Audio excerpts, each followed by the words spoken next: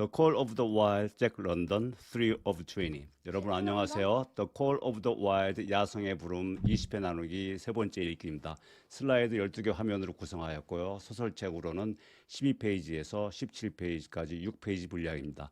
오늘은 초등학교 1학년 학생 김준빈이 지원 사격을 나왔습니다. 마지막 페이지 140페이지를 향해서 출발하겠습니다.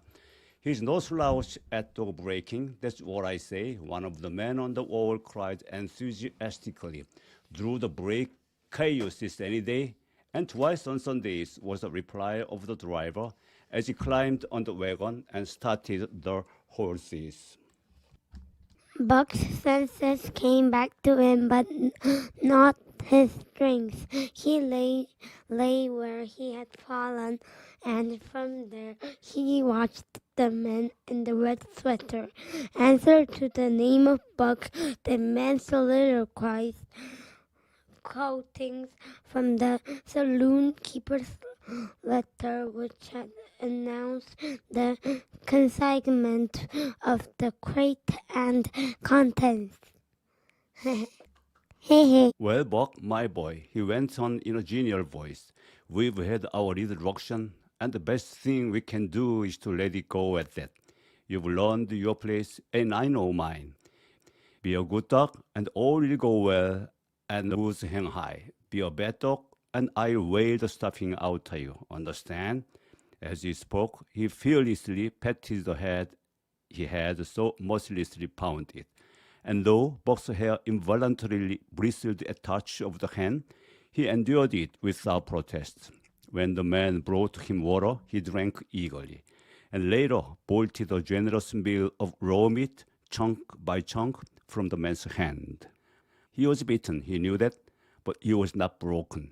He saw once for all that he stood no chance against a man with a club. He had learned the lesson, and in all his afterlife, he never forgot it. That club was a revelation. It was his introduction to the reign of primitive law, and he met the introduction halfway. The facts of life took on a fiercer aspect, and while he faced that aspect uncowed, he faced it with all the latent cunning of his nature aroused. As the days went by, other dogs came, in crates and at the ends of the ropes, some docilely, and some raging and roaring as he had come, and one and all, he watched them pass under the dominion of the man in the red sweater. Again and again, as he looked at each brutal performance, the lesson was driven home to Buck. A man with a club was a lawgiver, a master to be obeyed, though not necessarily conciliated. Of this last, Buck was never guilty, though he did see beaten dogs that fawned upon the man and wagged their tails and licked his hands. Also he saw one dog that would neither conciliate nor obey, finally killed in the struggle for mastery. Now and again, men came, strangers who talked excitedly, witheringly, and in all kinds of fashions to the man in the red sweater. And at such times that money passed between them, the strangers took one or more of the dogs away with them. Buck wondered where they went, for they never came back. But the fear of the future was strong upon him, and he was glad each time when he was not selected. Yet his time came, in the end, in the form of a little wizened man who spat broken English and many strange and uncouth exclamations which Buck could not understand. "Sacred dam!" he cried when his eyes lit upon Buck.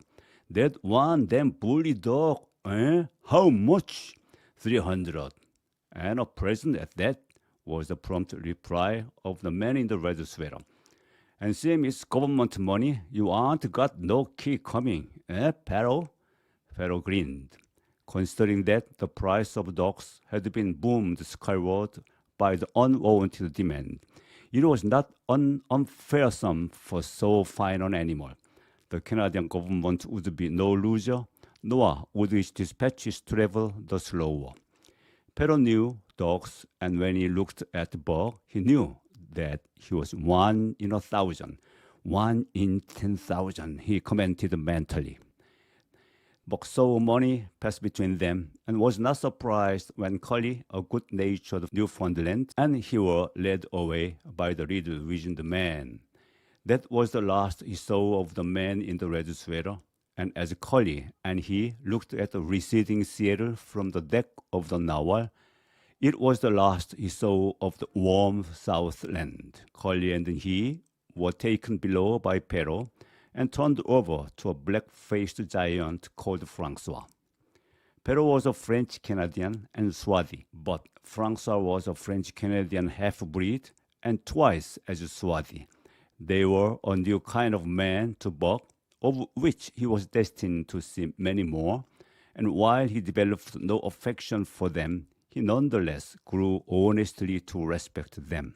He speedily learned that Perrault and Francois were fair men, calm and impartial in administering justice, and too wise in the way of ducks to be fooled by dogs. In the twin decks of the narwhal, Buck and Collie joined two other dogs.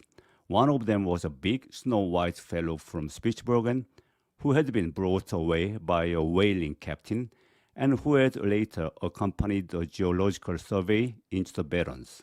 He was friendly in a treacherous sort of way, smiling into one's face the while he meditated some underhand trick, as for instance when he stole from Buck's food at the first meal. As Buck sprang to punish him, the lash of Francois' whip sang through the air, reaching the culprit first, and nothing remained to Buck but to recover the bone.